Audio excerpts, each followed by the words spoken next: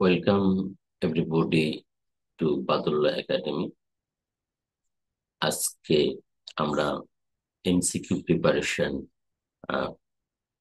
For bar and BJS exam এর ধারাবাহিকতায় আজকে আমরা সেকশন 15 অফ সিপিসি এটা নিয়ে আলোচনা করব।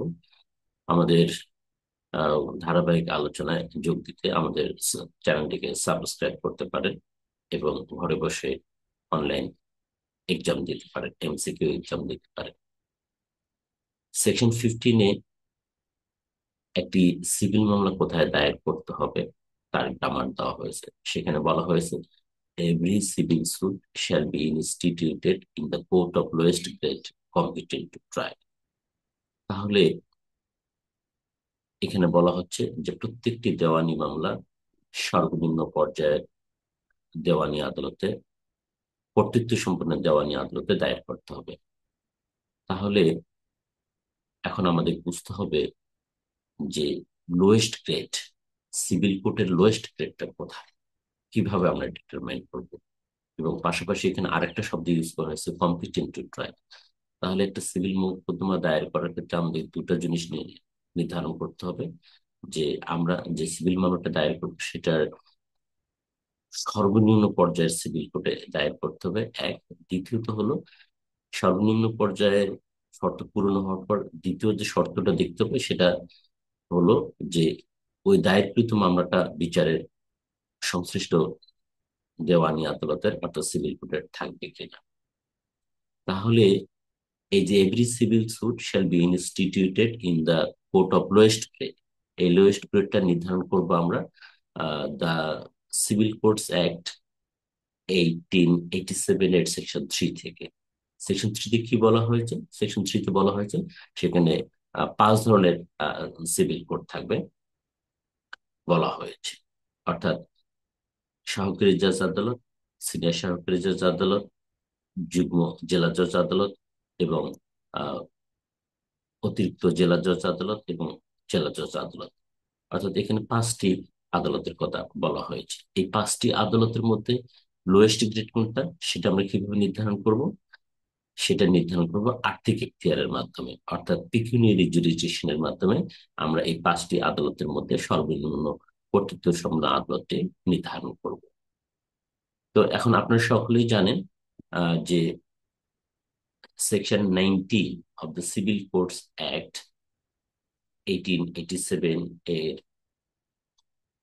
এতে বলা হয়েছে যে একজন সহকারী জজ আদালত, একটি সহকারী জজ আদালত 15 লাখ টাকা পর্যন্ত মূল্যমানের বিষয়বস্তুর বিচার করতে পারবে এবং একজন সিনিয়র সহকারী জজ তিনি আহ, সর্বোচ্চ 25 লাখ টাকা পর্যন্ত মূল্যমানের আহ, বিষয়বস্তুর বিচার করতে পারবে। আর এর উপরে যে কোনো ধরনের আহ, মূল্যমানের বিষয়বস্তুর বিচার করতে পারবেন যুগ্ম জেলা জজ। সেটা কোথায় পাবো আমরা? সেটা বলা হয়েছে সেকশন 18-এ, সিভিল কোর্টস অ্যাক্ট 1887-এ।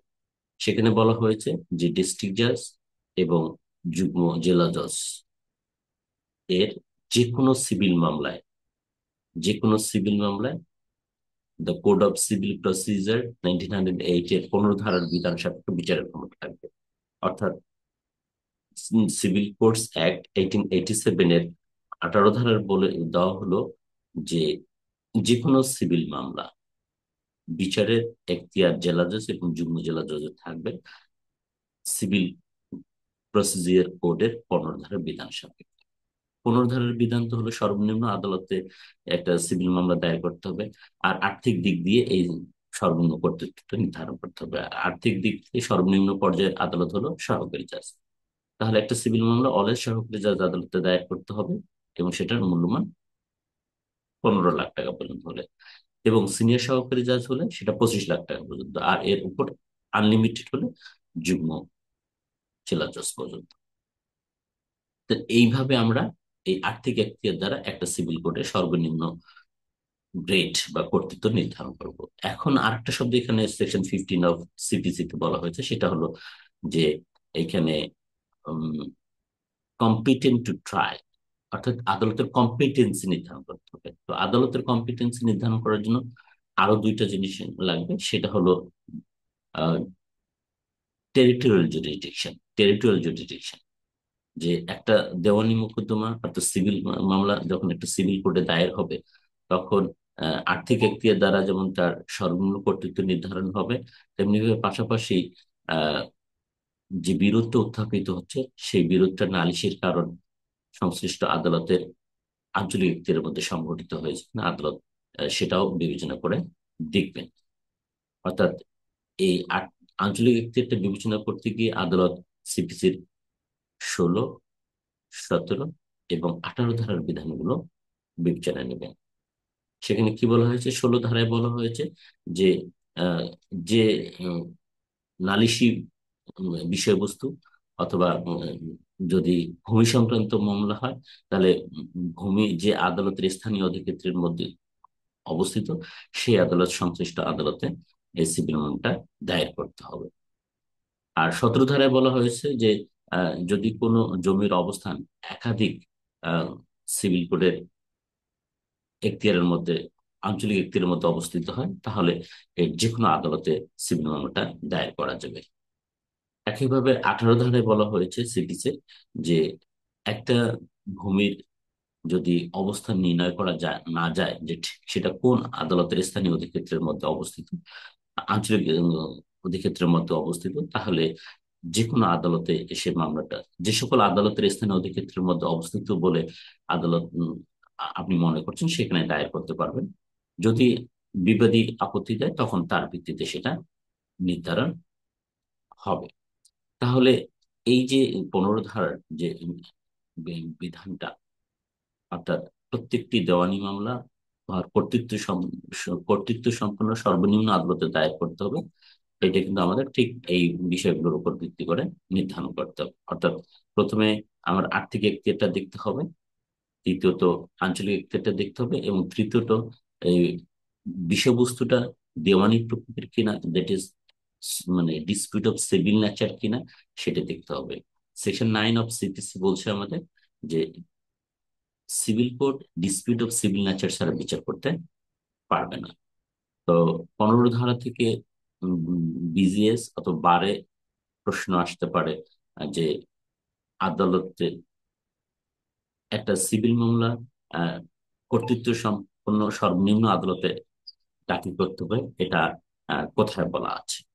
অর্থাৎ সেকশন 15 এর পুরো বাক্যটা তুলে মানে সেন্টেন্সটা তুলে দেওয়া হতে পারে যে the civil suit shall be instituted in the court of lowest grade competent to try. এটা দিয়ে হয়তো নিচের এমসিকিউ প্রশ্নগুলো দেওয়া থাকবে যে মানে এই লোয়েস্ট গ্রেড নির্ধারণ করার ক্ষেত্রে নিচের কোনটি বিবেচনা করা হবে। যেমন আর্থিক এখতিয়ার দিল, আঞ্চলিক এখতিয়ার দিল, অথবা সাবজেক্ট ম্যাটার জুরিডিকশন দিল। তো উত্তর হবে আর্থিক এখতিয়ার, অর্থাৎ পিকুনিয়ারি জুরিডিকশনের ভিত্তিতে লোয়েস্ট গ্রেড নির্ধারণ হবে। আর কম্পিটেন্সি নির্ধারণ হবে সিভিল কোর্টের টেরিটোরিয়াল জুরিডিকশন এবং সাবজেক্ট ম্যাটার জুরিডিকশন, এই দুটার ভিত্তিতে।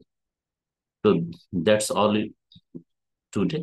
আপনারা এরকম ছোট ছোট ভিডিও পেতে আমাদের সঙ্গে থাকুন, এবং যারা ঘরে বসে এমসিকিউ টেস্ট দিতে চান এবং নিজের সামর্থ্যকে যাচাই করতে চান, তারা আমাদের ডেসক্রিপশন বক্সে দেওয়া হোয়াটসঅ্যাপ নাম্বারে মেসেজ করে যোগাযোগ করুন।